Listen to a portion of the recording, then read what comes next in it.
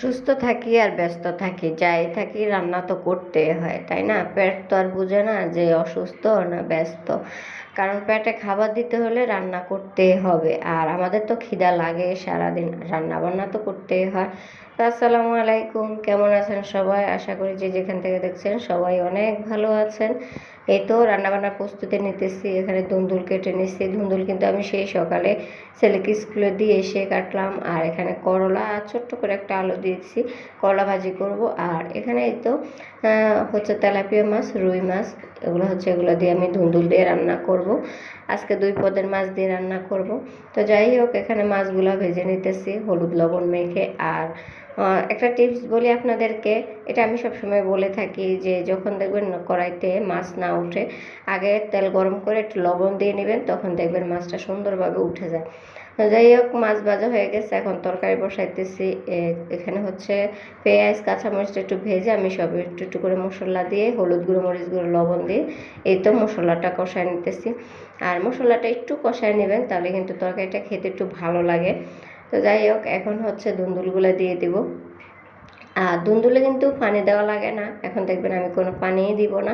এটাকে আমি একটু ভালো করে নেড়ে ঢাকনা দিয়ে রেখে দিলে ঝোল বের হয়ে যাবে এর থেকে। তো যেটা বলতেছিলাম, আসলে যত ব্যস্ত থাকি বা শরীর ভালো না থাকে, মন ভালো না থাকুক, কিন্তু রান্না তো করতে হবে। কারণ রান্না না করলে খাবো কোথা থেকে? আর হচ্ছে পেট তো আর সেটা বুঝবে না যে আপনি ব্যস্ত না আপনার হচ্ছে শরীর খারাপ। পেটে তো খাবার দিতে হবে, একসময় না একসময় খিদা লাগবে, তখন খেতে হবে। তো খেতে হলে রান্না করতে হয়, মজার মজার রান্না। তো যাই হোক, ওখানে দুল ঢাকনা দিয়ে রেখে দিলাম। আর এখানে হচ্ছে করলা ভাজি করে নিতেছি। আর আমি কিন্তু করলার মধ্যে সবসময় একটু রসুন বাটা, একটু জিরা বাটা দেই, আর সামান্য একটু হলুদ দেয়। অনেকে হচ্ছে হলুদ দেয় না, কিন্তু আমার কাছে একটু হলুদ দিলে কেমন জানি ভালো লাগে। যাই হোক, আমি এটাকে ভালো করে নেড়ে নেব। আর রান্না করতে গেলে একটা না একটা সমস্যা হইবে, এদিক থেকে পড়বো ওদিক দিয়ে পড়বো, এরকম হয়। তো এখন এটাকে রেখে দেবো ডিম করে। আর এখান দিয়ে দেখেন কতগুলো জল বের হয়ে গেছে, দেখছেন? আমি কিন্তু মাছ দিয়ে দিলাম। এখন ধুন্দুল কিন্তু আরেকটু সিদ্ধ হবে, আর ধুন্দুল কিন্তু বেশি সিদ্ধ হওয়া লাগে না। ঢাকনা দিয়ে রাখছি, দেখছেন কতগুলো জল বের হয়েছে। তো যাই হোক, এটাকে চুলার উপরে রেখে দিলাম। এই যে দেখেন তরকারি কিন্তু হয়ে গেছে, একদম জোল মাখা মাখা হয়ে গেছে। এখন নামিয়ে নিব এটাকে।